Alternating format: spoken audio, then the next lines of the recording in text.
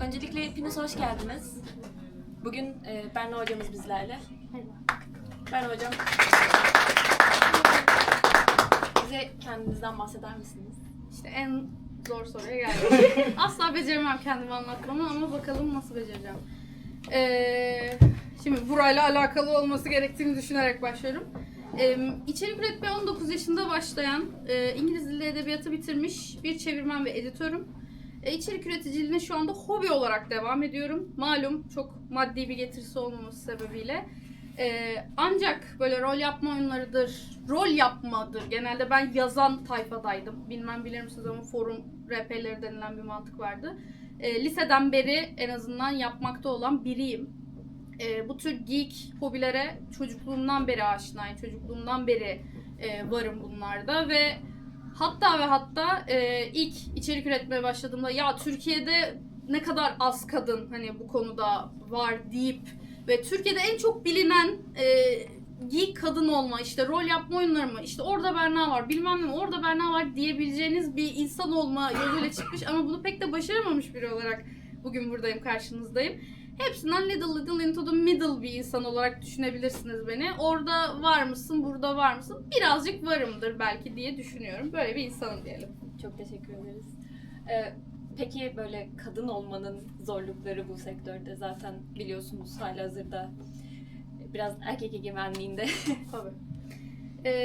Ya bu sektör, genel olarak her sektörde kadın olmak zor tabii ki de. Bunu anlatmama gerek yok. Feminizm 101 bir şey bu ama özellikle geek kültürde ya da rol yapma oyunlarında daha çok erkeklerin küçük yaşta izin verildiği ama kadınların, kız çocukların izin verilmediği ve daha sonradan keşfettikleri hobilerde biraz daha görülebiliyor olmamız, görülmeye başlanmamız, hatta belli başlı yerlerde domine etmeye başlamamız beni çok mutlu ediyor öncelikle.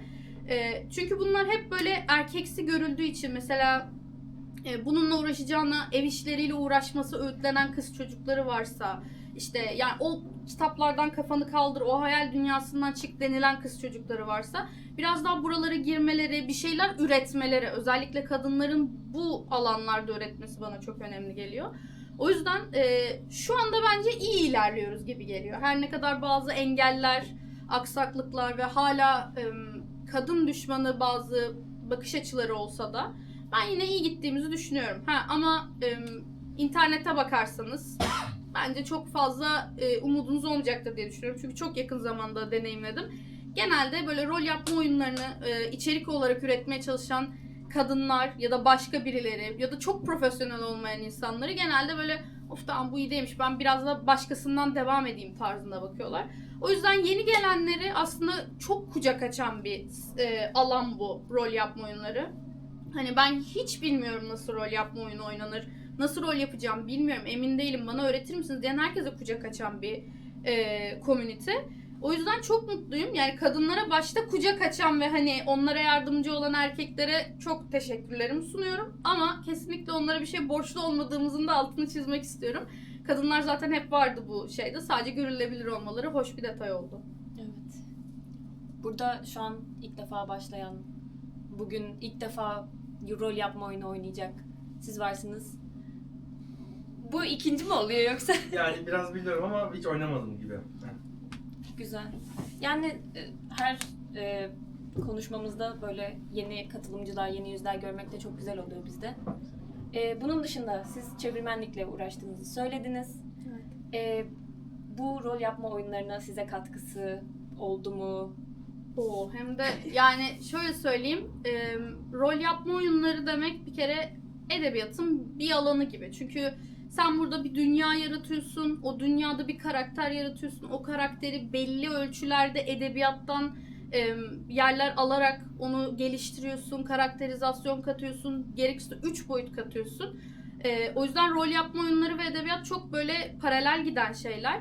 Ve bana çevirilerde kesinlikle katılıyorum, yardım oldu. Hatta bence rol yapma oyunlarındaki bazı terimler hala Türkçe'ye tam olarak çevrilemiyor oluşu bir tık bizim muhafazakarlığımızdan diyelim, konservatifliğimizden diyelim. Çünkü çok alıştık İngilizce olarak görmeye, İngilizce olarak tüketip kullanmaya.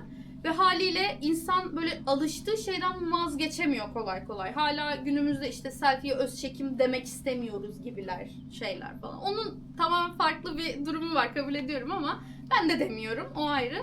Ama bazı terimler Türkçe'de karşılanamayacak hale geldiğinde burada mesela bir çevirmen olarak ben şey düşünüyorum. Yani acaba bu sorumluluk bende mi? Hani benim gibilerde mi? Çünkü düşündüğümüz zaman Çiğdem Erkal gibiler, atıyorum Sevin Okyay gibiler yeni kelimeler türetebilen türde çevirmenlerdi ve benim her zaman işte hayalim evet bunlar gibi olmak, yeni bir şeyler üretebilmek.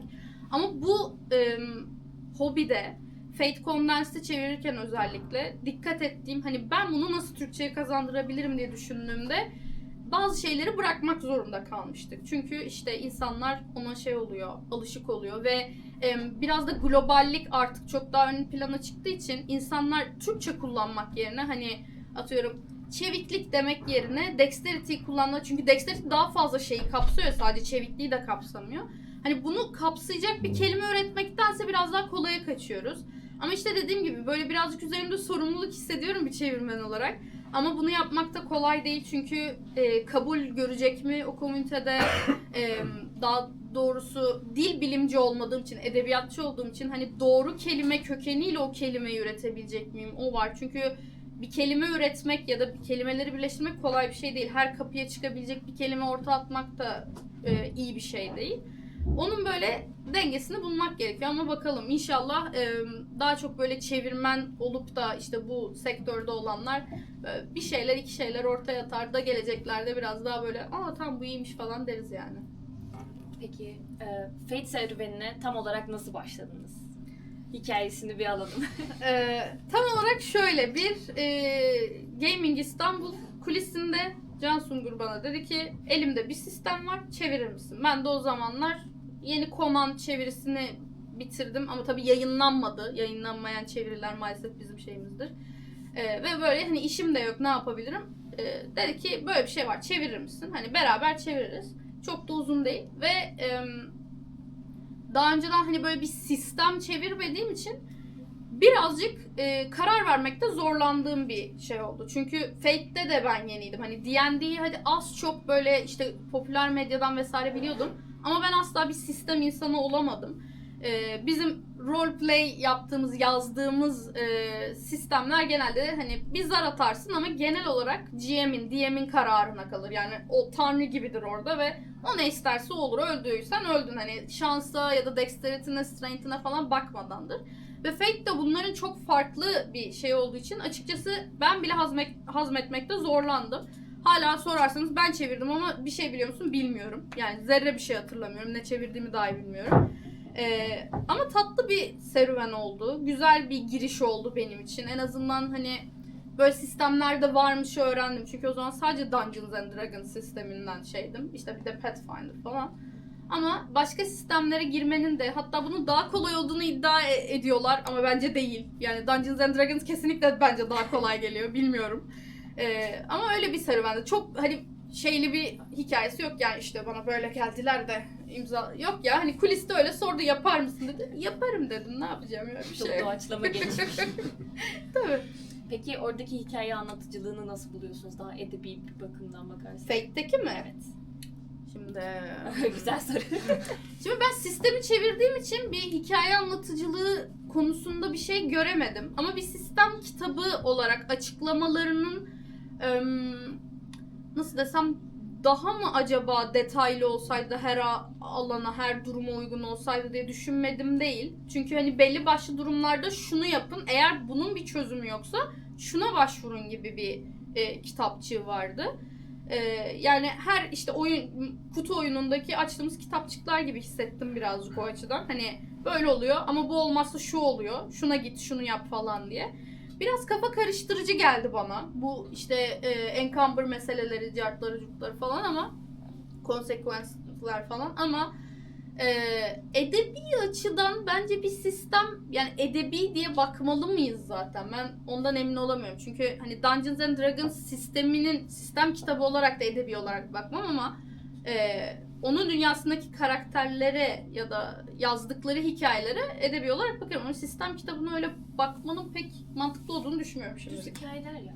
Ha, hikayeler doğru. Hikayeler. Hikayeler. Hepimizin aşina olduğu. Sizin sorunuz var mı bu arada? İnsan yemiyorum, sorabilirsiniz. Ya biraz bahsettin aslında Berna ama hani bu illa bir şeyin Türkçe'ye çevrilmesi gerekiyor mu gerekmiyor mu? Hani Hı hı. biraz da muhafazakar kaldık dedin. Yani mesela bir işte D&D oynuyoruz işte Fireball çok rahat çevirebiliyoruz. Ama ne bileyim bir Ray of Light hani Hı hı. düşünmemiz gerekiyor şey yani bilmiyorum çünkü hani Fireball dediğin zaman D&D'de işte level 3 evocation büyüsü işte şu olur hani Hı hı. ama hani ateş topu dediğimiz zaman hani okuyucu onu nasıl işte D&D'deki Hı hı. şeyini çıkaracak hani tam bu basit olanı ama hani işte daha farklı terimler açısından hani illa bunu yapmamız gerekiyor mu yoksa işte belli bazı şeyleri olduğu gibi bırakabilir miyiz yani İngilizce karşılığıyla diyeyim. Biz zaten Fate Condensed'de aslında onu yapmıştık. Bazı şeyleri çevirdik, bazılarını bıraktık. Olmazsa olmuyor Evet, bazı. yani şey açısından sadece Türkçe oynayan ve Türkçe oynamak isteyen elbette vardır. Yani ben her şeyini tamamıyla %1.000.000 Türkçe istiyorum diyen vardır ama şimdi internette illaki yabancı dilden kaçamıyorsun. İngilizceye maruz kalmaktan kaçamıyorsun. Dolayısıyla sen atıyorum burada işte yük dediğimde encumber'la aynı kefeye koyabileceğim anlama gelip gelmediğini okuyucu açısından da görmem gerekiyor. Şimdi ben encumber dediğimde İngilizce'deki anlamını ya da ne bileyim işte dexterity dediğimde İngilizce'deki anlamını ve neleri kapsadığını evet biliyorum. Kapsam olarak biliyorum. Ama ben bunu Türkçe'ye çevirirken mesela dedim ya dexterity sadece çeviklik değil yani. Çok şey katıyor. Çok şeyi katıyor ve sen onu tek bir kelime olarak Türkçe'de karşılayamıyorsun. Bazen böyle hani İngilizce'deki tek kelime Türkçe'de daha çok kelime olayı bizim elimizi kolumuzu çok bağlıyor. Bunun için yeni kelime türetmen gerekiyor. Ya da eski sözlüklerden bir şey karıştırman gerekiyor ama o zaman da eski sözlüğe gideceksem neden okuyucunun veya oynayıcının işini zorlaştırayım oluyorum. Yani tabii ki de bilmukabele gibi kelimeler dilimizde daha böyle gündelik olarak kullandığımız için artık şey geliyor, zor gelmiyor ama daha Osmanlıca bir kelime çıkartıp buraya koyar mesela birisi. Ama o zaman yani hatırlaması zor olur, yazması zor olur. Niye ben modern Türkçe varken eski Türkçe'ye gideyim, onun zorluğu olur. O yüzden dediğim gibi bazı şeyler kalabiliyor. Hani hem okuması kolay, böyle telaffuzu da kolay. Bazı insanlar hani Türkçe okur gibi İngilizce kelimeleri de okuduğu için daha kolay olabiliyor onlara da o şekilde. O yüzden bazıları kalırsa bir tık daha kolay oluyor. En azından bu neymiş diye baktığında, araştırdığında bulabilme şansı oluyor. Tamamen uzaklaşmıyor kavramdan. Ya mesela orada atıf yapılabilir mi? Ben orada yazdım işte ateş topu, atıf işte altta Hı hı. işte bir üçüncü şey büyücüsüdür. İşte şu kadar radius'ta işte alev saçılır Hı hı. gibisinden. Mesela Evet. bu düşünülebilir mi hani çeviride? Düşünülebilir ama şöyle söyleyeyim, hem bir okur hem de bir çevirmen ve de editör olarak genellikle o atıflar, dipnotlar okuyucu çok korkutan şeylerdir. Yani sen bir kitabı eline aldığında ve şu kadarcık bir yazının şu kadarcık dipnotunu görürsen ben ne okuyorum olursun, akademik bir şey mi okuyorum olursun ve otomatik olarak sen ne kadar çok kitap okursan oku bir korkuyor insan. Yani kalın bir şey görsen de korkarsın falan gibi. O yüzden bence biraz korkutmamak da gerekiyor. Hani cümlenin içinde de açıklayabilirsin. O biraz sisteme ve senin çevirme tarzına da bağlı. Çünkü çevirmene aslında birazcık o esneklik sağlanıyor.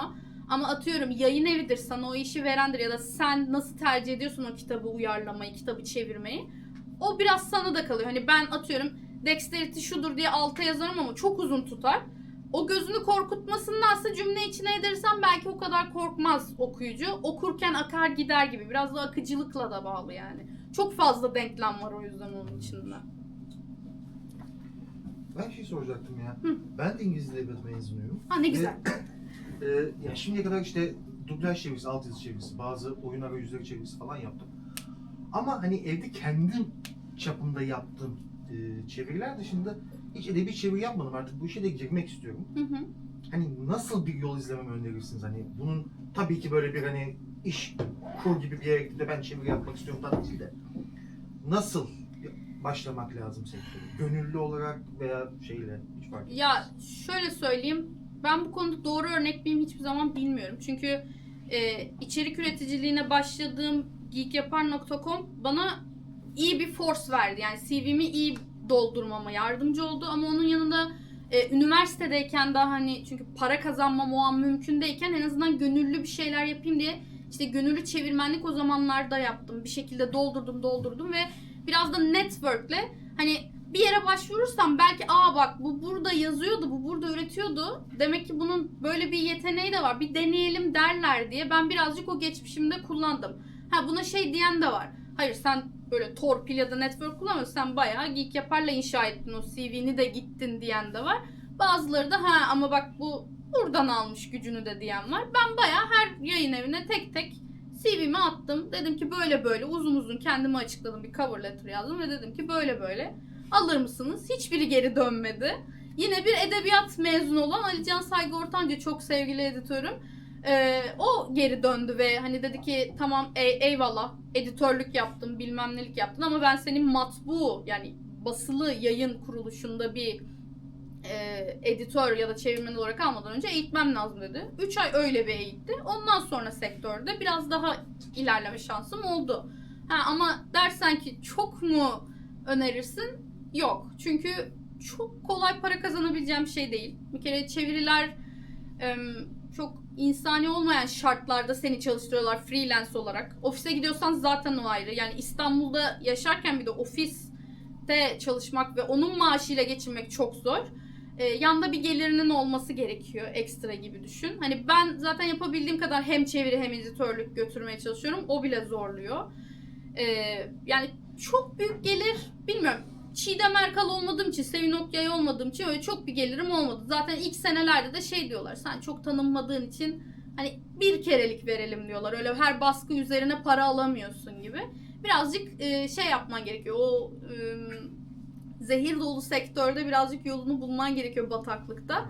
Önerir misin? Öneririm. Çünkü bir edebiyatçının yapabileceği en güzel işlerden biri. Ben çok mutluyum. Çünkü insanlarla muhatap olmak zorunda kalmıyorum. Yani işte ablamın, annemin ay şu öyle yaptı, bu böyle yaptı bilmem neler. Hiçbirini çekmiyorum. Tek derdim kitaplar. Ve kitaplarla uğraşmak daha kolay geliyor bana bir noktada. Evet, mental olarak çok tüketiyor. Çünkü bir çevirmen yani neyle ilgili bilgi sahibi olması gerektiğini o kitapta karar veriyor gibi. Ben yani tıp çevirmenliği okumuş olabilirim eyvallah vesaire ama çok farklı alanlar. Edebiyat çünkü her alana hitap ediyor. Psikolojisi var, tarihi var, sosyolojisi, felsefesi var.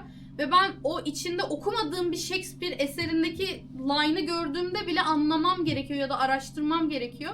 O yüzden çok böyle geniş, yelpazeli bir iş. Çok seviyorum. Benim açımdan çok öyle. Ama işte okumayı sevmeyene, üretmeyi sevmeyene, biraz zorlanmayı sevmeyene, kitapları sevmeyene daha doğrusu zor olabilir. O yüzden biraz kendin karar vereceksin gibi diyebilirim. Şurada bir soru vardı. Benim bir sorum olacak. Tabii. Bu yani bir 15-20 yıl öncesine kıyasla şu anlık çevirmen miktarı mesela sallıyorum. Arka Bahçe'nin işte Conan serisidir, işte farklı seriler vardı. Hatta bir ara galiba D&D'nin ikinci edisyonu falan da çevrildi diye hatırlıyorum. Üçüncü edisyonu. Bu işte kağıt maliyetlerinin artması, farklı maliyetlerin artmasından dolayı çevirmenlikte özellikle bu D&D alanında ya da işte FRP alanında bir azalma oluyor mu? Yoksa insanların daha fazla ilgisi arttığı için aksine bir artış var mı? Ya şöyle söyleyeyim, biz bu kağıt şeylerinin artışında işte telif ücretleri, döviz artışı vesaire özellikle pandemi dönemine denk geldiği için söyleyebilirim. Ondan sonra sektörde biraz azalma oldu. Çünkü bunu söylemem burada şu an uygun mu bilmiyorum ama biliyorsunuz ki bir patron düzeni var ve yayın evlerinin çok büyük çoğunluğu yani çok severek takip ettiğiniz işleri yapan bütün yayın evleri neredeyse bu patron düzenine sahip. Ve içerideki emekçiler, emektarlar, işte çevirmendir, editördür, dizgicidir bunların hiçbiri çok iyi paralar alamadığı için mecburen o şeye tutunmak zorunda kalıyor o pozisyona. Belki hatırlarsınız birkaç sene evvelinden İtaki'de böyle büyük bir kıyım olmuştu patron yüzünden. Ve bütün kadro neredeyse istifa etmişti. Kendi tazminatlarını alabilmek için uğraştılar hatta. Bizzat editörüm Alican Saygı Ortancı da oradaydı ve o şekilde ayrıldı. Yani şey oluyor mesela ben orada belki bir editörlüğe yükselebilirdim atıyorum. Alican genel yayın yönetmeniydi ama bir dizginin editörü belki ben olabilirdim. Ama işte insanlar da içeride şeyi düşünüyor bu sefer. Hayır ben haksızlığa hani şey yapanı da devam etmek istemiyorum. Ama bir yandan da ekmek parası kazanmaya çalışıyorlar. O yüzden azalmıyor. Var olanlar devam ediyor. Ve İngilizce'de çok böyle yaygın bir dil olduğu için hani çok fazla çevirmen var. Yani İngiliz dil edebiyatı okumuş olsun, mütercim tercümanlık okumuş olsun, bunları almıyorlar sadece çünkü başka bölümlerden de alıyorlar. Daha çok bulunmayan diller daha değerli hale geliyor ama işte onun için de vizyoner bir editör olması lazım. Mesela atıyorum diyecek ki ben Rus edebiyatında modern Rus kitaplarını şey yapacağım.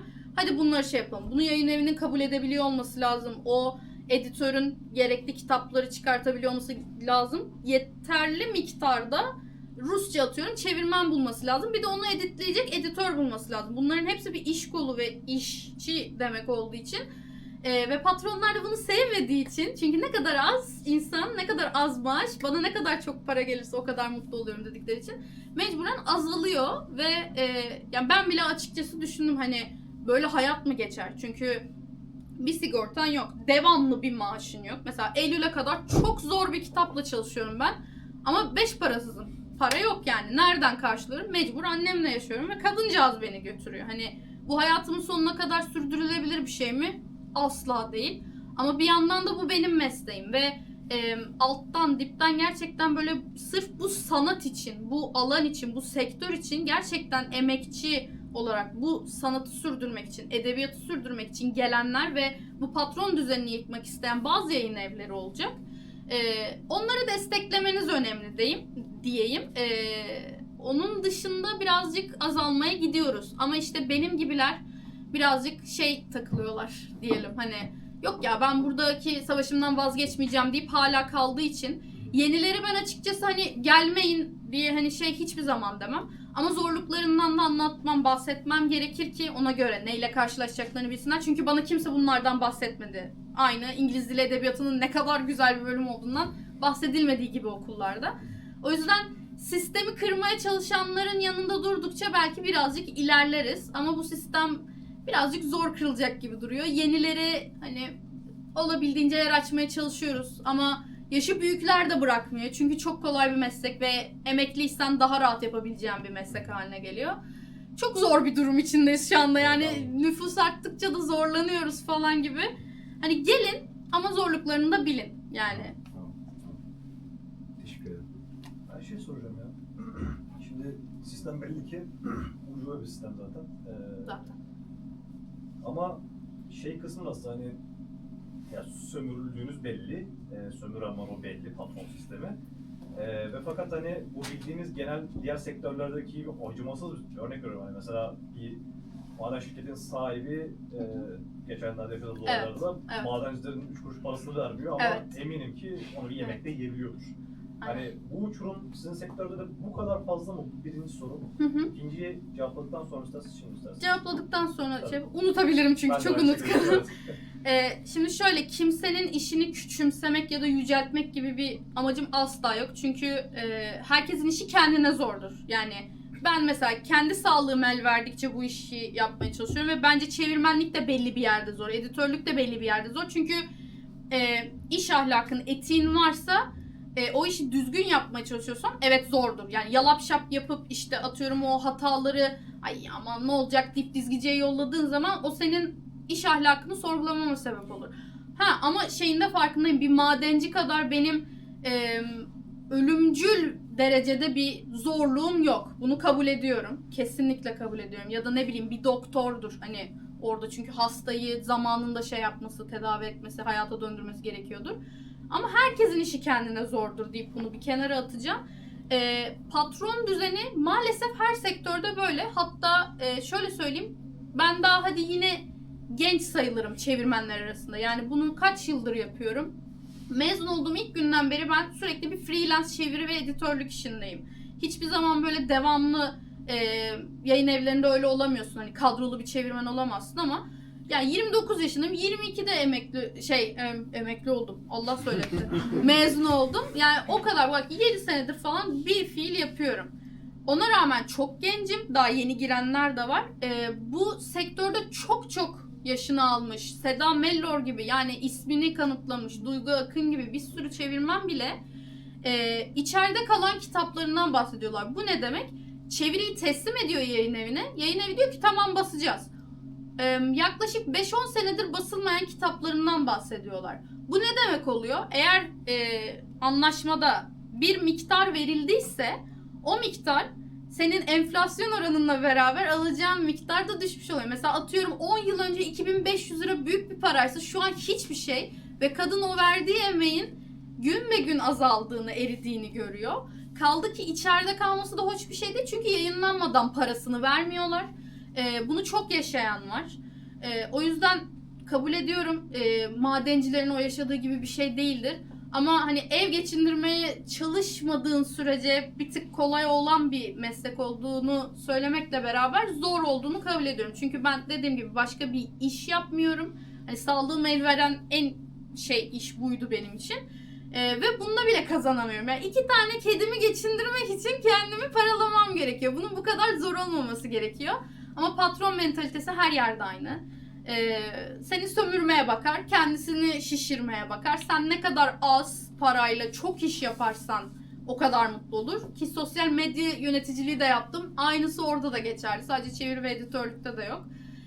Hepsi senden çok şey ister, az şey verir. Yani bu patron mentalitesi böyle.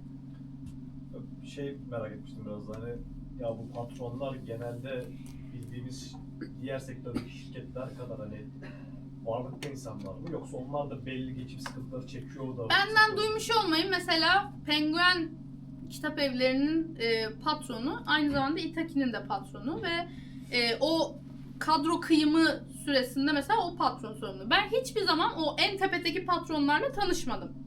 Genel yayın yönetmenleriyle genelde iletişime geçiyorum ya da editörlerle. Ama hepsi aynı mantık.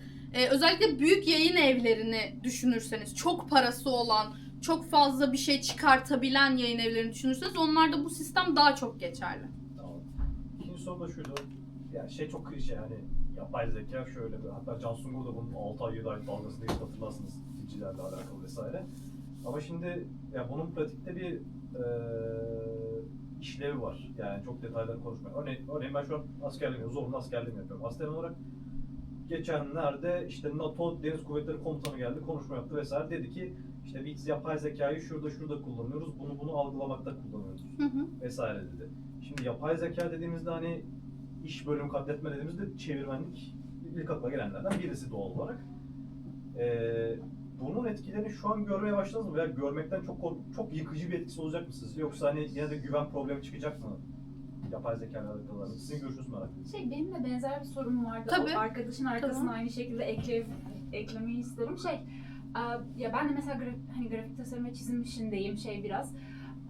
Ya, gerçi hani generative AI ve hani genel olarak AI teknolojisi farklı şeyler. Evet. Hani AI yani o language modelleri çok farklı işlere yarayabiliyor. Beni de büyülüyor ama ya ben mesela insanların da biraz mentalitesini değiştirdiğini fark ettim ki hani çevrede de muhtemelen belki de böyledir. Hani senin bakıp bunu nasıl sürebildiler, bunu nasıl basabildiler, buna nasıl biri onay verebildi dediğin işler. Ben çok şaşırıyorum mesela insanların ne kadar azla tatmin olabildiğine, ne kadar yaptığına şaşırmaya başladım. Bu da benzer midir hani bu konudaki düşüncelerim? Keşke azla tatmin olsalar. Şimdi bununla ilgili 2 şey söyleyeceğim. Birincisi yani sektöre girmemin hikayelerinden biridir bu benim. Itaki'nin çok eski bir 451, Fahrenheit 451 çevirisi vardı.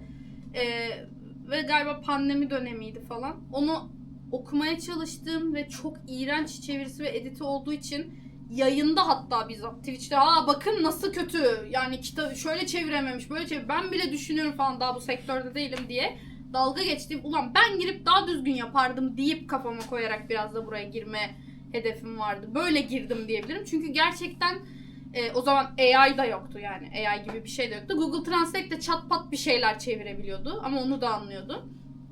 Gözden kaçabileceğini fark ediyorsun. Yani sektöre girdiğimde Alican'ın bana anlattığı ilk şeylerden biri buydu. Bu bir insan emeği olan meslek. Dolayısıyla gözden kaçabilir. Yani bu çevirmenin, editörün ve hatta son okumacının bile gözünden kaçabilir. Bu mümkündür. Ama bizim işimiz olabildiğince minimize etmek bu hataları.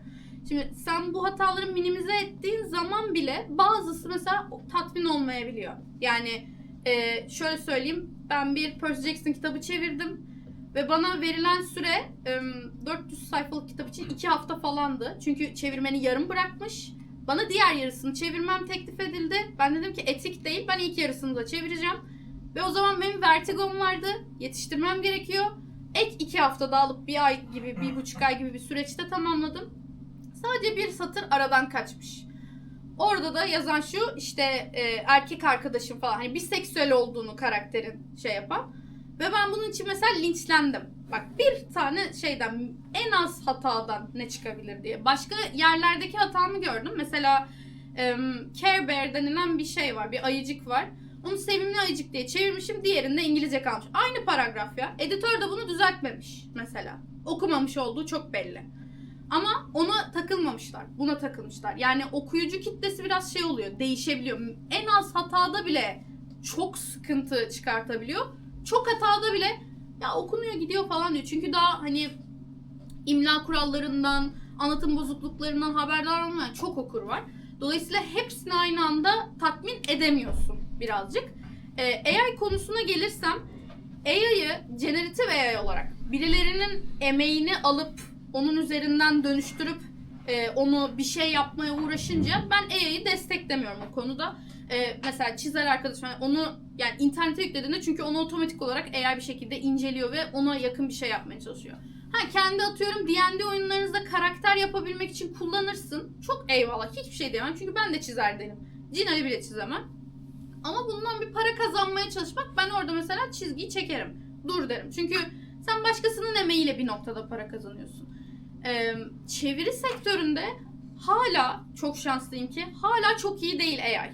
Yani çok farklı şeyler denedim. NotebookLM, ChatGPT, Google Translate, işte Cloud, bunların hepsinde mesela tek tek denedim. Hepsinde çok farklı sonuçlar çıkarttı bana aynı paragraf için. Ve ben yine günün sonunda kendi çevirimi sunduğumda 4'ünde de tamamen aldığım bir şey yoktu. Hepsinin böyle karmasını yapsam bile benim insan emeğime ya da benim kaliteme diyeyim, çok iyi bir çevirmen olduğumu iddia etmiyorum ama benim kaliteme, benim insan emeğime yakınlaşamıyor. Çünkü neden? Ne kadar kontekste anlasa da, yani NotebookLM çok korkunç bir şey bu arada. Bilmiyorum biliyor musunuz ama hani bir PDF attığınızda her şeyini anlıyor ve kontekstini, settingini bilmem mesela her şeyini anlayıp sana bir şekilde cevap veriyor. O bile bunu başaramıyor. Gördükten sonra dedim ki evet, hala daha yolu var. Kaldı ki sen AI'ya şu an bir Shakespeare çevirtemezsin ya da ne bileyim yani 18. yüzyılda 2 sayfa süren cümleler olan ve sadece virgülle, sadece kısa çizgiyle ayrılan o cümleleri çevirmeyi başaramıyor. Çünkü AI de birazcık şey gibi, insan gibi. Çünkü biz eğitiyoruz onu da günün sonunda. Sen ona küçük small task'ler verdiğin zaman bir tık daha kolay yapıyor. Sen ona o küçük task'i vereceğin zaman, yani bir paragrafı ya da 2 sayfalık o cümleyi vereceğin zaman yine senin bölmen gerekiyor. Sen onu bölerken yine kendin okuyorsun, yine kendin bir şekilde yapıyorsun. Aşağı yukarı onu anlıyorsun. Senin şeyine yetişemiyor. Ben o yüzden çok henüz korkmuyorum. Daha geçenlerde işte 9 Eylül Üniversitesi için bir çeviri webinarı yaptığımızda konuşmuştum. Aynı soruyu sordular. Çevirmenlik belki hani yakın zamanda şey yapabilir AI bunu. Kolaylaştırabilir diyeyim. Çünkü programları da var bunların. İşte yüklüyorsun cümleyi, daha önce çevirdiğin cümleye göre tekrar aynı şeyi veriyor sonucu. Ama editörlük mesela bu konuda biraz daha önde geliyor. Çünkü sen bir çevirmensen aynı zamanda kendi editörün de oluyorsun.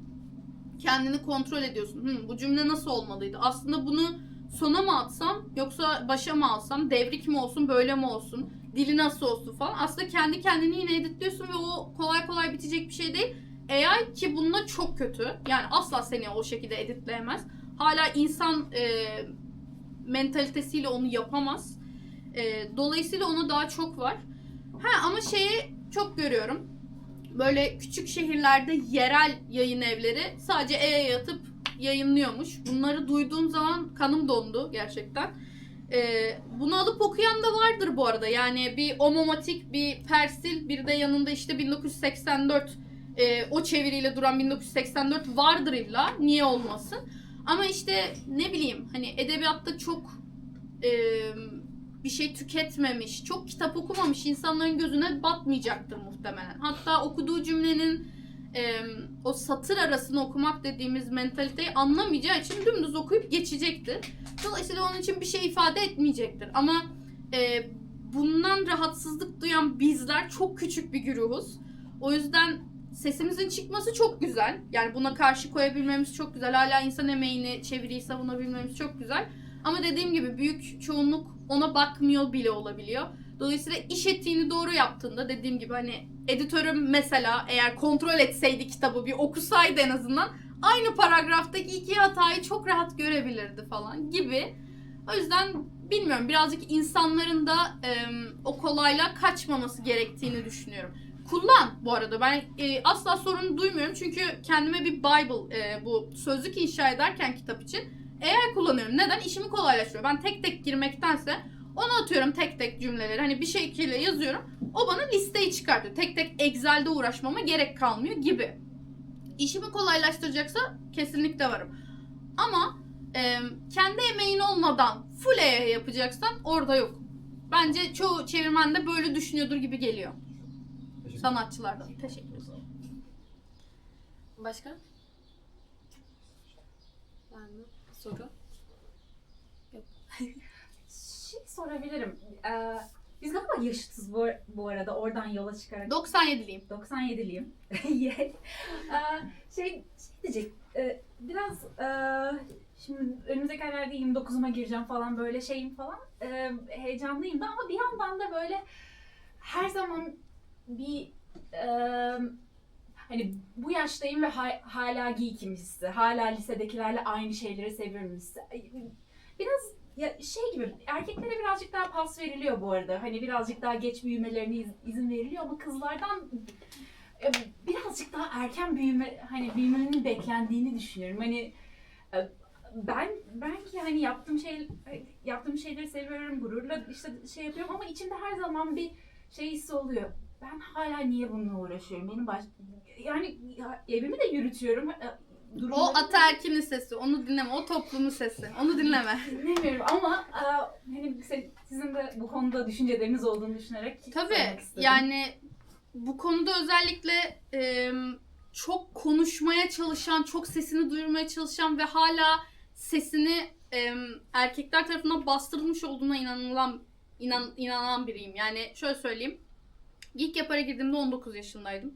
Ve daha dünyayı ne kadar tanıyorum. Aslında yani frontal lobum daha gelişmemiş. Ben içerik üretmeye başladım. Bir sürü adam arasında. Hepsi de abim böyle kocaman kocaman sesleri çıkıyor.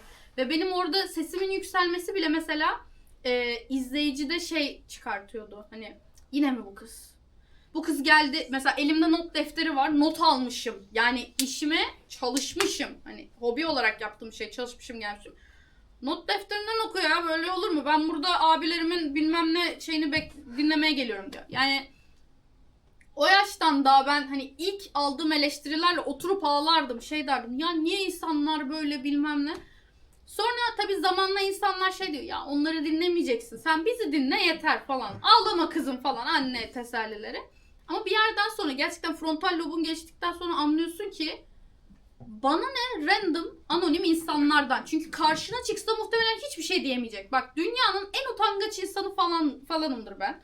Şu anda sizin gözlerinizin içine bakmakta bile zorlanıyorum ve burada nasıl konuştuğuma dair bir fikrim yok. Ama şöyle söyleyebilirim. Hiçbir zaman böyle klavye kahramanı olan insanın da karşıma gelip öyle aynı şeyi tasladığını görmedim. Özellikle böyle bir şey oluyorlar. falan oluyor. Ben diyorum ki ya ben senden daha çok utanıyorum. Sen niye benden utanıyorsun falan diye ben onları teselli etmeye çalışıyorum hani. Ve hani bunu bir kadın olarak yapıyorum.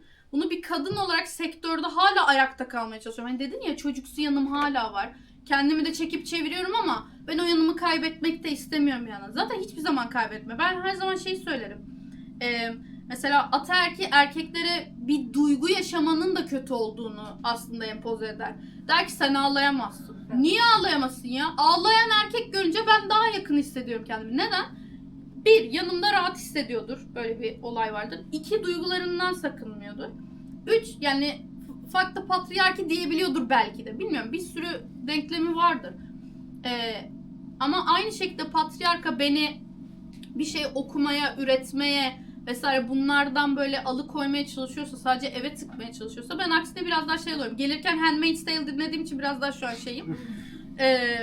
Yani o açıdan mesela hani evet erkeklerin daha çok domine ettiği bir sektördü bu ama artık kadınlar da var. Aynı şekilde mesela şimdi feminizmin bence bu bir 4. dalgası. LGBT'nin de geldiği ve onların da görünür olmaya çalıştığı ve onların da mesela ötekileştirildiği ve onların da itildiği bir zamandayız. Aynı feminizmin 1. dalgası gibi onlar şu an yaşıyor.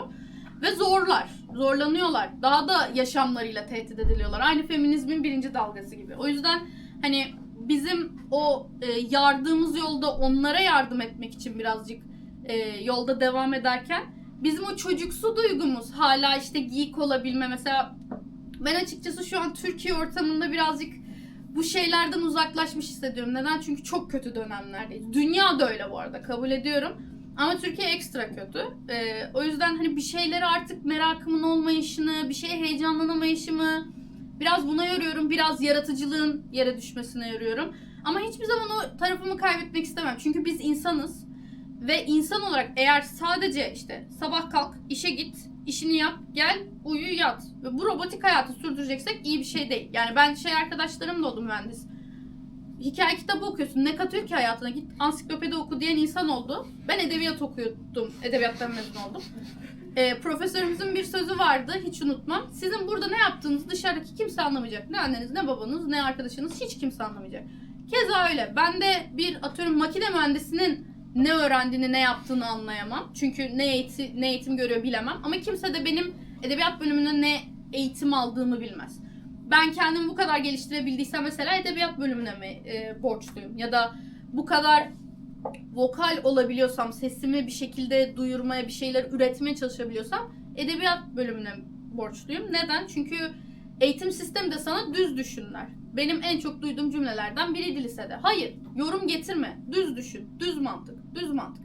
Böyle devam edersen robotlaşırsın. Bu nedir? Edebiyat bana böyle bir çocuksuluk kattı. Evet, çünkü neden? Duygularımı daha rahat yaşamama şey oldu. Eskiden mesela bir şeyleri üzülmüyorsam, ergenken ağlamaklı filmlere ağlamazdım. Şimdi oturup ağlıyorum. Neden? Biraz daha rahat hissediyorum. Biraz daha kendimi o baskılanmış şeyden çıkartıyorum. Eğer rock sevmezsen, rock dinlemezsen, metal dinlemezsen, siyah giymezsen, erkek gibi takılmazsan, pembe giymezsen kabul edilirsin. Tomboyluğundan, erkek fatmalığından buraya gelebilmişken, bu kadar rahatlayabilmişken, istediğimi yapabiliyorken neden bundan vazgeçeyim? O yüzden o çocuksu yanımı, oyunlardaki rol yapmalarımı, gerek yaşlı birini canlandırayım, gerek bir çocuğu canlandırayım, o içten ruhumu hiçbir zaman kaybetmeyi düşünmüyorum. Yaşımız 29 olabilir. Bu arada yeni nesil galiba bunu yaşlı buluyor. Bunu Amerikalılar galiba daha çok yapıyor. Emin değilim ama küçük çocuklar ne kaç 20 mi? Şu an bayağı yaşlımsı falan diyor. Ben hiçbir zaman kendimi yaşlı hissetmiyorum. Görüntüm sebebiyle zaten bunu bana hissettirmiyor kimse sağ olsun. Bu arada. Ciddiye alınmamak da kötü bir şey kabul ediyorum. Ama bunun bir yaşı yok. Yani 60 yaşına geldiğinde de bunun için bir şeyler yapıp konuşup bundan zevk alabilirsin. Zaten bu geek kültürü şeydir. Sen aslında farklısın diğerlerinden. İlkokuldan bu yana bunları sevdiğim için dışlanan, ötekileştirilen, inek denilen, çalıştığı için bilmem ne yapılan, Star Wars mu seviyorsun, çocuk musun ya denilen bir insan olarak büyüdüğüm için bu bana artık işlemiyor bir noktada. Çünkü benim zaten konuşacak kimsem yoktu üniversiteye kadar. Hani ablam ve kuzenlerim hariç yoktu. Zaten bir arkadaş ortamım yoktu. Daha farklı insanlarla tanışmaya ve internetin bu kadar gelişebildiği bir ortamda daha çok insanla iç içe gelebildiğimde, mesela benim dönemimde böyle etkinlikler de bence yoktu. Yani benim şehrimde, Kocaeli'de hiç yoktu özellikle. İzmir'de bile yoktu bu arada. O yüzden geek yapar gibi ya da işte bizim bu yayıncıların ulaşma arzusu gibi, işte küçüklerin Berna ablası olmak gibi, hani birilerine ulaşabiliyorsam internet sayesinde bu bana daha çok mutluluk veriyor. Çünkü benim dönemimde bunları bana anlatabilecek ya da ne bileyim ya bak merak etme biz varızı sana hissettirebilecek çok az alan vardı ve bence şu an o açıdan çok şanslılar. Ve çocuksuluğunu kaybetmemek bir yerde çok önemli. Gerçekten altın değerinde. Ama dediğim gibi bir yandan da işte hani sen dedin ya, evi çekip çeviriyorum, kendi ayaklarımın üzerimde durabilirim. Buna zorundayız zaten. Bu şey gibi değil ya. kadın dediğim bunu yapar, erkek gelir. Yo, onun da hayatta kalması gerekiyor. O niye senin eline bakmak zorunda gibi. Hala ben feminizm 101'i yani Barbie'de anlatılan o monolog kısmı gibi anlatmak zorunda kaldım çünkü çok zorlanıyorum. Yani bunu hala anlamayanlar var diye çok zorlanıyorum ama kesinlikle hiçbirinizin çocuksuluğunu kaybetmemesi gerekiyor. Yani çocuk olmak kesinlikle en saf, en yaratıcı, en hayal gücünüzün tepe olduğu noktası. Siz ondan vazgeçtikçe sizin edebiyattan aldığınız belki zevk de azalacak. Oyundan oynadığınız zevk de azalacak. Hayata bakış açınız şey açacak. Yani o renkler solacak. Şu anki filmlerdeki gibi o canlılık gidecek, anlıyor musun? O güzel kontrast dolu renkler yerine böyle gri renkli filmler falan. Onun gibi hissedeceksin ve kötü olacak yani. Güzel tasvir oldu. Boşuna edebiyat okumadık. Boşuna edebiyat değiliz. İhtiyacı var gerçekten. Değil mi? Evet, doğru bak. Van Gogh mantığı. Evet. Kesinlikle. Terse dönüyor. Ve başka var mı? Benim bir tane sorum var. Tabii. Alakasız. Olsun, Bu kadar olsun. ciddi konulardan sonra çok alakasız. Hiç sorun yok. Gönder gelsin. Yıllar önce Yunan mitolojisi hakkında videolar çekiyordunuz. Hatırlarsınız. Mitoloji 101 nerede dersen şurada kendimi keseceğim. O zaman sus O- yok yani. Oradaki edindiğiniz şey, Yunan mitlerine edindiğiniz işte bilgilerdir, işte farklı hikayelerdir falan ya da illa Yunan miti olması, Hı hı. işte Mısır'dır falan, böyle folklorik öğeleri Hı hı. mesela FRP etkinliklerinde, FRP oyunlarında falan ya da herhangi bir geek şeyinde ne kadar kullanılıyor veya abi bu şey tuzu biberidir tarzı mıdır sizin için? Şöyle söyleyeyim. Yani bir edebiyatçı olduğum için edebiyat övüyorum gibi gözükmesin ama edebiyat hayatın her alanında olduğu için FRP'nin de RP'nin de her noktasında ve mitolojiyi kullanmadığım bir RP şeyi yok galiba. Öyle söyleyebilirim. Özellikle kendimi çok böyle adadığım bir Amazon karakterim var RP yazdığım arkadaşlarımla. Mesela hayatımda yani ona adadığım kadar başka neye adadım bilmiyorum. Ona yazdığım background kadar, ona yazdığım side şeyler kadar ne yazdım başka bilmiyorum. Mitoloji zaten başlı başına hani şeyde eski bir din olarak bakmamıza gerek yok. Onlar da aslında edebi birer metin, edebi bir anlatı. Yani sesli anlatımdan yazılı anlatıma geçen bir dünya olarak bakıyorum ve zaten mitolojide de beni çeken bunlar. Farklı hikayeler ve aslında farklı coğrafyalar olmasına rağmen benzer hikayeler. Hani bu burada neydi? Bu böyle olsa nasıl olur? Vadif hikayeleri gibi düşünebilirsin. Hani Yunan'da atıyorum böyle ama Hristiyan mitolojisinde şöyle mesela Nuh'un gemisi olayı Yunan mitolojisinde de var ama Nuh'un gemisi gibi böyle şey anlatılmış işte. Zeus bir ara insanları tüm dünyadan wipe out etmek istemiş, şey yollatmış gibi böyle bir şeyle geçiyorlar. O yüzden mitoloji aslında şu anki hikayelerin de çok temeli. Yani Hristiyan mitolojisine baktığın zaman işte Adem ile Havva'nın hikayesine baktığında çokça referans alınan çokça eser var. Zaten biz edebiyatta hani ne okuyoruz aslında bunları akademik olarak araştırıp bak burada buna referans varmışı görebiliyoruz. Dolayısıyla sen bilmeden de muhtemelen mitolojide bir hikayeye referans veriyor, oradan bir şey oluyor olabilirsin. Çünkü toplumsal bilinç aslında farkında olmadığın o hikayeleri senin bilincine işliyor, bilinç altında kalıyor ve sen onları üretirken ha şöyle bir şey vardı ya deyip yapabiliyorsun. Hiç anlatılmamış hikaye yoktur zaten dünya üzerinde. Yani yeni bir hikaye yazmak, yeni bir renk bulmak gibi zor bir şey. O yüzden böyle illa vardır. Ben çok kullanıyorum. Çokça faydasını görüyorum ve çok zevkli bir alan benim için. Ben mitolojiyi çok seviyorum. Neden derseniz hiçbir fikrim yok. Ama çok faydalandığımı çok net söyleyebilirim. Yani çok faydalanıyorum. Peki mesela mitoloji çok fazla yararlanmak oyunlarda şey sebep olmuyor mu? İşte uçan kaçan karakterler işte böyle şey gibi ne bileyim taşı alıyor taşı atıyor falan. Hani bunu bir noktada Kratos'tan bahsediyorsun. gibi mesela yani. Çok öfkeli ve kel alıyorlar filan. Aynen gibi yani o kadar fazla esinleniyorsun ki adam artık işte dağı atıp şey yap ama Evet. yani Hı hı. çok da mantıklı değil yani. O ne öyle Allah game gibi bir şey mi oluyor Mantık aramak gerekiyor mu? Öncelikle bunu sormam gerekiyor. Yani o dünyanın izin verdiği bir şeyse, hani o dünyada buna yapabilecek, o yeteneğe sahip, o ability'ye sahip bir karakterse benim için sorun yok. Sonuçta unicorn da var. Atıyorum Zeus'tan bahsediyoruz, Athena'dan bahsediyoruz, tanrılar var diyoruz. Yani ne bileyim ejderhalardan hani uzak doğuya gidersek falan. Hani bunların var olduğu bir fantastik evren gibi bakarsan mitolojiye bence mümkün. Ki sen farklı hikayeler yazıyorsun gibi düşün. Hani sadece Homeros'un yazdığı hikayelerle ilerlemiyor aslında Yunan mitolojisi. Çok farklı hikayelerin çok farklı versiyonları var. Bunların neden bu kadar olduğunu söylersen çok fazla sözlü anlatımı halk ağızdan ağza yayıldığı için insanlar bazı yerlerini değiştiriyor. Sonra bu aslında böyleymiş, şöyleymiş oluyor. Tek bir kitapta toplaması zor olduğu için. Mesela Nordik mitolojide öyle değil. Bir tane hikayenin bir tane versiyonu var. Yunan mitolojisi gibi bir sürü versiyonu yok. Çünkü Ovid versiyonu var, Homeros versiyonu var. Hepsinin farklı yaklaşımı var. Dolayısıyla güzel. Biz neyden bahsediyorduk? Beynim şey oldu yine. Bu mitolojilerdeki hikayelerin bir noktada çok fazla fanteziye kaçması. Yani bilmiyorum. Tanrı altın damlası olup bir kutuya girip bir kadına tecavüz edebiliyorsa bir adamın da dağa kaldırıp atması bence mümkün. Ya da bir Titan oğullarını, çocuklarını yiyip midesinde sindirmeden öyle bırakabiliyorsa bence mümkün her şey. Yani hayal gücü. Anladım. Hani o yüzden Kratos'un onu yapmış, bunu yapmış. Hiç garibime gitmiyor açıkçası. Peki masaüstü rol yapma oyunlarının adı nasıl?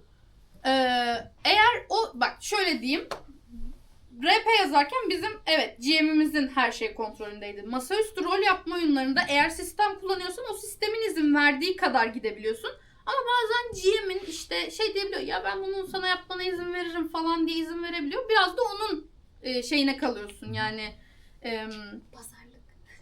Evet mesela sen ona bir şey verirsen o da sana bir şey verir gibi düşün. Hani daha kolay. Mesela. Ne gibi? Abur cubur alıp geliyorsunuz session'lara mesela. Genelde Tabii, ne Benim seviyorsa. kendim Yemin bugün ne kadar güzel yakışıklısınız ama. Mesela ben içeride bir şey duydum. GM'e hiç böyle hediyeler verilmemiş falan diye biri isyan ediyordu. ne var? Ha, mesela Terbiyesiz ahlak. GM'ler böyledir. Biraz aslan gibidir. O yeleği okşamanızı isterler. Kedi gibidir. Onlarda o var. Sen benim başımı okşa, saçımı kaşı, bir şey yap, sırtımı kaşı. Ben de seni kaşırım yaparlar.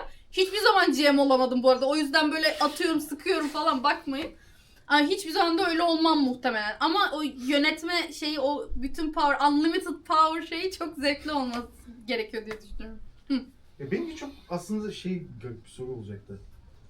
Ben özellikle böyle işte lore'unu araştırdığım fantastik evrenler falan hani böyle yaratılış şeyinin nasıl kurulduğuna falan özellikle bakıyorum. Şey gibi olacak birazcık hani top 3'sini soruyormuş gibi olacak ama özellikle böyle yahu burada mitoloji, deity'leri, pantheon'u çok güzel yapmış dediğiniz fantastik evrenlerden birkaç tane örnek verebilir misiniz? Çalışmadığım yerden geldi şu an. Yok ya bak şöyle söyleyeyim, Percy Jackson bence bir mitolojiye giriş ve çocuk dünyası olarak çok güzel. Ama mitolojiyi işleme şekli bence çok yaratıcı değil. Çünkü bizzat alıp modernize ediyor. Zaten amacı da o yani. İnsanlara olabildiğince öğretmek. Adam zaten çocuğunu öğretmek için buna başlıyor. Ben de o yüzden mesela Percy Jackson'ı öneririm. Çok güzel, çok eğlenceli bir dünya. Başka kurgusal evrenler olarak mesela aklınıza bir dijital bir yer olur, bir edebiyat şey olur. Sadece meraktan sordum böyle. Benim bilmediğim bir şey denk geliyor, benim bir şey keşfediyorum. Dünyasını çok sevdiğim, yani mitik olarak bakarsam bence bu var ve Hunger Games diyeceğim, aşık oyunları. Ben bir distopya manyağıyım. Nerede pis, nerede iğrenç, nerede umutsuz bir dünya var, ben oranın köpeği oluyorum. Çünkü içinde psikoloji, felsefe, her şey barındıran bir şey o distopya. Yani sistem eleştirisinden tut her şey var. Hunger Games bence bu açıdan olabilir gibi geliyor. Ama buna fantastik bir evren diyemeyiz. O yüzden fantastik evren konusunda şu an gerçekten aklıma geldi. Harry Potter demek istemiyorum. Çünkü Fallout Bioshock da olabilir aslında. Fallout'ta dizisi dışında yokum biliyor musun? Şaşırdınız mı? Sanmıyorum. New Vegas'ı oynayabiliriz. Ha? New Vegas propagandası yapacağım. Şöyle ki Çok benim... da pahalı değil ha. Yok. Oyun oynama konusunda sıkıntı yaşıyorum gözlerim sebebiyle de. Çok fazla oynayamam. Bir dakika oyun dedik. Expedition 33 kesinlikle çok iyi bir evren o konuda. Hala hatta baş yazarı Jennifer Svenbergen inanılmaz tatlı bir kadın. Her şeyime de cevap verdiler sunuma da. Çok tatlı bir ekipler. Ona kesinlikle söylerim çünkü tutkuyla yapılan ve gerçekten işinin ehli, işini bilen ve işini severek yapan insanlar olduğu belli. Ben o dünyanın yaratılış mantığını, hatta onun metasını çok seviyorum. Bence o top, şu an top birimde benim. Başka da söylemiyorum. Evet. Ben de şimdi kendisi daha önce evde kendi çapında çeviri yapmış. Daha doğrusu denemiş ve yarısında ben galiba bunu yapamıyorum. Olmuyor, benden çıkmıyor bu diyerek bir yarım bırakmış birisi olarak böyle kendinizi hazırlamak için, mesela kendimi sormak için, yani böyle mitolojiden olur, başka bir şeyden olur, böyle daha kısa şunu böyle çevirerek başlayabilirsin dediğiniz bir böyle bir giriş kapısı, bir aralama. Buna şey gibi bakacağım. İngilizce kitap okumaya nasıl başlarım mantığıyla. Çünkü hani ağır İngilizce kitaplara nasıl şey yaparım diye soranlar oluyordu. Onun gibi bakacağım. Çocuk kitaplarıyla deneyebilirsiniz. Ben İngilizce öğretmenliği okuyorum. Neyden çeviri başlayabilirim? Yani çeviriye nereden başlayabilirim? Kitap olarak mı soruyorsun? Çünkü ben şeyden çok sıkılıyorum. Bir şey çevirmeye başlıyorum, kitap ilgimi çekmiyor, yarıda bırakıyorum. Bir şeye başlıyorum, ilgimi çekmiyor, yarıda Harry bırakıyorum. Potter'ları seviyor musun? Yani. Evet. Okey. Harry Potter bence bu konuda iyi. Her ne kadar yazarından tiksinsem de artık transfobik bir iğrenç insan olmasına ötürü. O bence iyi bir kapı. Çünkü zaten yaşa göre ilerleyen bir dili ve aslında çocuk ve gençlik kitabı olduğu için daha hafif, yani çok ağır dili olmayan bir kitap olduğu için bence çok ideal kalır gibi geliyor bana. Bir de dünyasını sıkmayacaktır, zaten seviyorum falan dedim. Bence odur. Bence. Bir de çok küçük, kendim de yazdığım için ilham olsun diye İngiliz dili ve edebiyatı okuyorum dediniz. Oradan böyle şu hikaye çok bilinmiyor dediğiniz ilham alınabilecek böyle. Şunu Bunun için ben Ahbabı Literatür adında bir edebiyat podcast'i yaptım ve Aha. burada İngiliz dili ve edebiyatı misyonerliği yaptım yıllarca. Çok güzel. Çok öneririm. Hatta bizzat arkadaşlarım dalga geçiyor. Kız gelmiş bana müfredatını sunuyor ya. Şeyini böyle üniversitede okuduğu kitapları şey yapıyor. Ben bunu nasıl dinleyeyim? Not alarak dinlemem lazım falan diyenler oluyor. Orada çok anlattım. Şu an böyle çok bilinmez falan diyesim gelmiyor açıkçası. Ama orada bol bol anlattım. Biraz Adı neydi? Ahbabı Literatür. Spotify'da var. Tabii Spotify, Apple Podcast ve YouTube kanalımda da var. Hatta yakın zamanda müjdem de olsun. Yiğitcan Erdoğan'la Selçuk Ören'in beraber çıkarttığı bu Ankara Cinayeti isimli çizgi romanı konuşmak için onları da konuk alacağız. Ben de arada böyle bir edebiyat konuşmak için Andaç'ı darlayacağım. Bölüm çıkartmaya çalışacağız. Yakın zamanda tekrar dönmeyi düşünüyoruz. Öyle bir müjdem de olsun. Bir de konuşmuşluğumuz var diye söyleyeceğim. CS'yi bir söyleyin artık. Başka D&D oyunlarına da başlasın. Kendiniz iletebilirsiniz. Zaten benim Ben bakmaz gibi yani. pek bir muhabbetim yok artık. Ulaşma şansım da yok. O yüzden kendiniz iletebilirsiniz. O bakar diye düşünüyorum. Çok teşekkür ederiz. Ben Başka soru teşekkür var mıydı ederim. bu arada? Ben de öyle düşünmüştüm. Tekrardan çok teşekkürler geldiğiniz için. Ben teşekkür ederim. Teşekkürler bu arada sorularınız için. Gerçekten aktı gitti. Hiçbir zaman tek başıma böyle konuşabilen bir insan değilimdir. Güzel sorularınız oldu. Sağ olun sizden. Teşekkür ederiz geldiğiniz için. Bir fotoğraf çekebilir miyim? Tabii. Fark etmeden hediyesi çekinelim. Yani beraber bir şey. Bir de merdivende çekelim. Bir burada bir de merdivende çeksek olur Tamam, mu? hiç fark etmez. Şey merdiven İstiyorsan her adımda bir tane çek. şey buranın biraz etkinlik şeyin kütüphanenin adeti de Tamam. merdivende çekilmek. Çekilmezsek darılırım Evet. zaten. Olmaz. Çek. Mobese mi çekiyor? Ozlar gibi değil. Evet, kamera yokmuş falan. Bakayım ben.